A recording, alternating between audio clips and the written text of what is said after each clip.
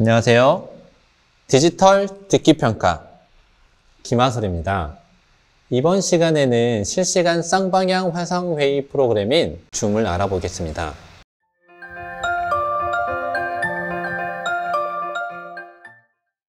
줌 프로그램은 화상회의 응용 프로그램입니다.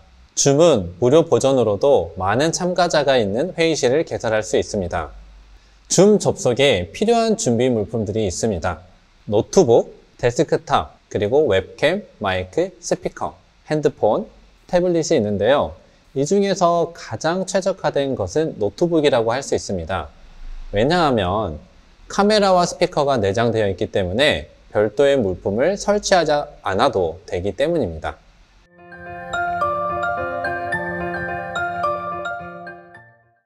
줌 프로그램을 다운로드 받아보도록 하겠습니다. 줌 프로그램은 호스트가 로그인을 반드시 해야 하고 참가자들은 로그인을 할 필요가 없습니다. 줌 어플리케이션을 컴퓨터 혹은 핸드폰에 설치해야 하는데요. 여러분도 호스트가 되어야 되기 때문에 지금부터 줌 어플리케이션을 가입하도록 하겠습니다. 핸드폰 화면에서 줌 어플리케이션을 실행합니다. 가입 버튼을 누릅니다. 생년월일을 입력합니다. 개인정보 이용에 대해서 동의합니다. 이메일을 입력합니다. 이메일을 확인하여 사용자 계정을 활성화하세요. 이메일로 전송이 되는데 이메일로 들어가서 활성화를 시켜보겠습니다. 저 같은 경우는 이미 활성화가 되었기 때문에 이러한 메일이 왔는데 여러분은 여기에서 활성화를 진행할 수 있습니다. 노트북에 프로그램을 다운로드 받아서 진행해 보도록 하겠습니다.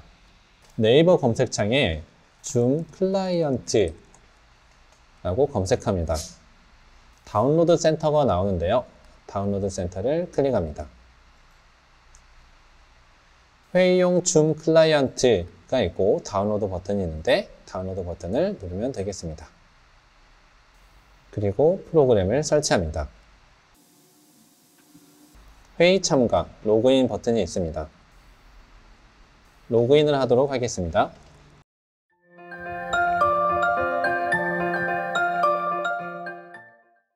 줌을 처음 로그인을 하면 이 화면이 나올 텐데요.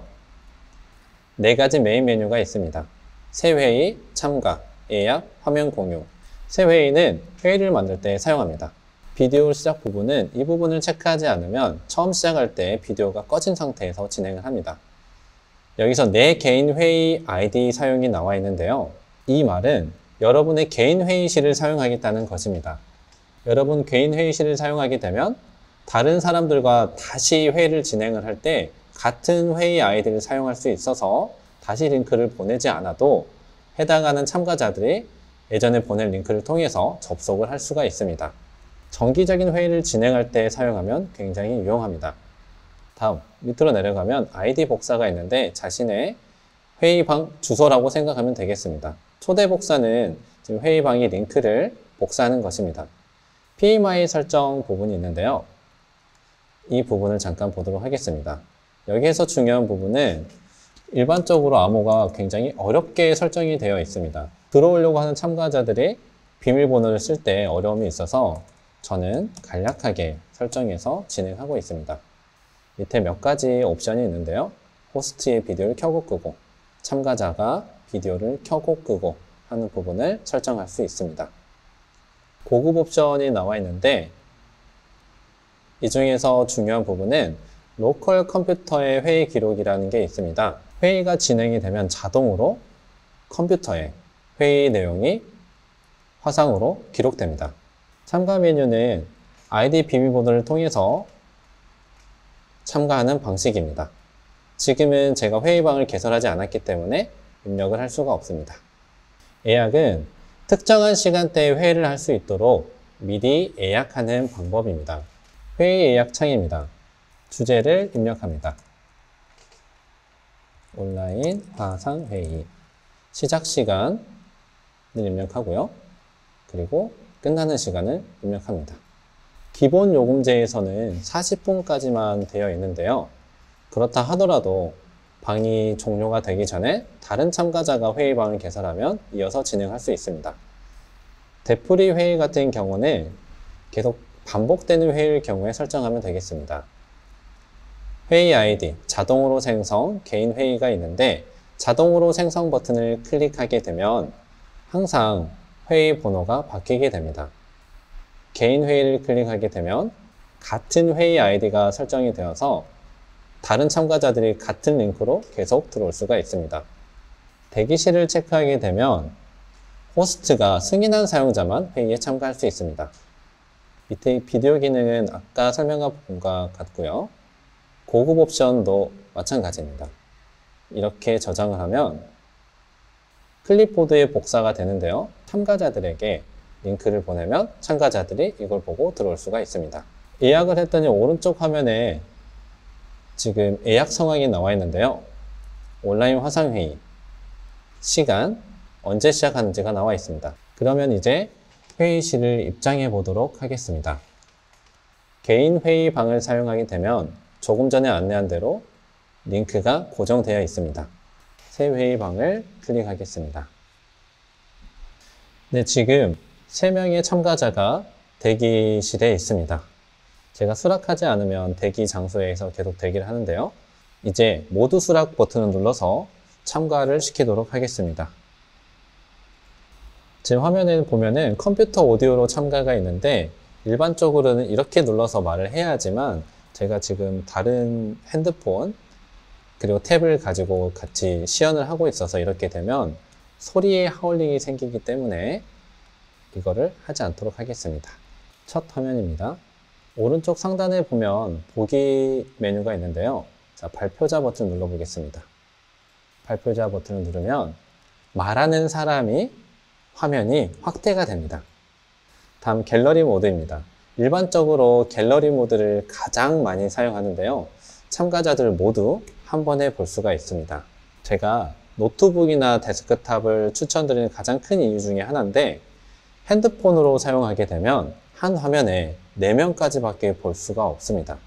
그래서 되도록 노트북이나 데스크톱을 이용하시길 바랍니다.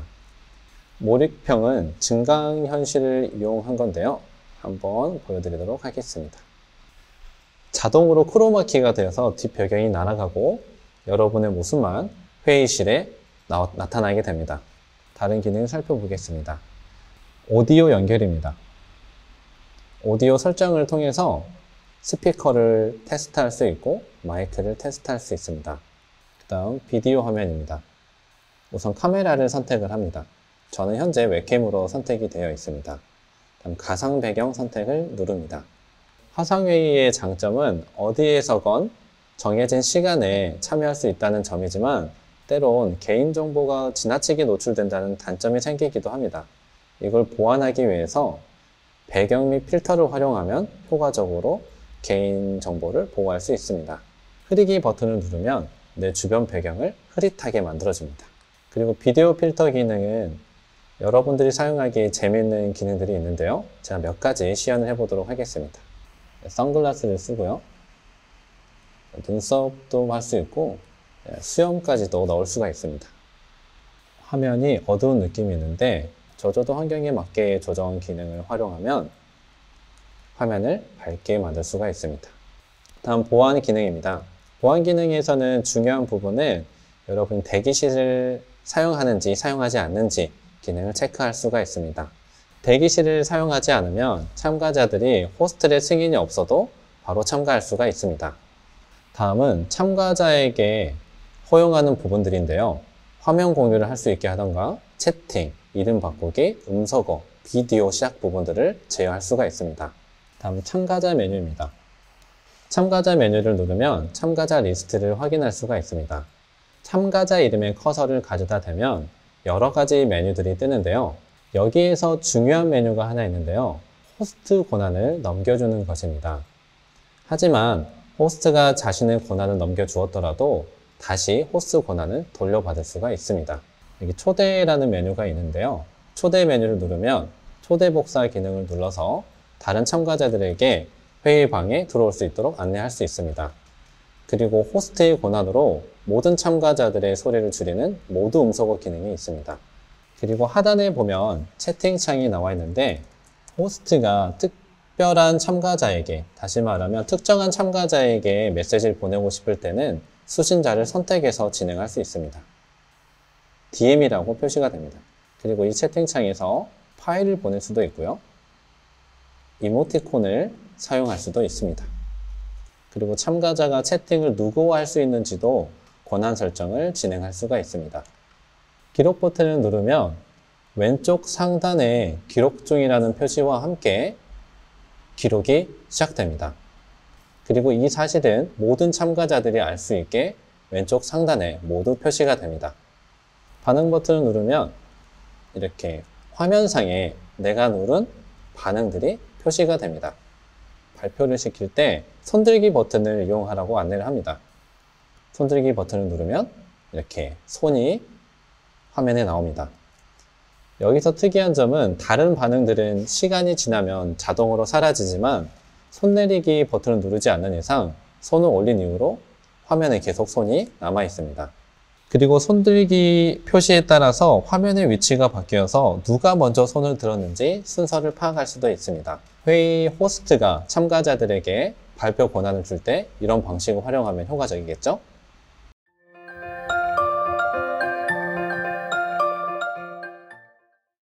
이상으로 갈수록 중요해지고 있는 화상회의 어플리케이션 중 줌 어플리케이션이 무엇인지 알아보고 줌을 실행해서 인터페이스를 살펴보았습니다. 또한 각 기능을 활용하여 화상회의를 시연해 보았는데요. 여러분도 주변의 사람들과 화상회의 실습을 통해서 즐거운 시간을 보내면서 줌을 익혀보면 좋겠습니다. 수고하셨습니다.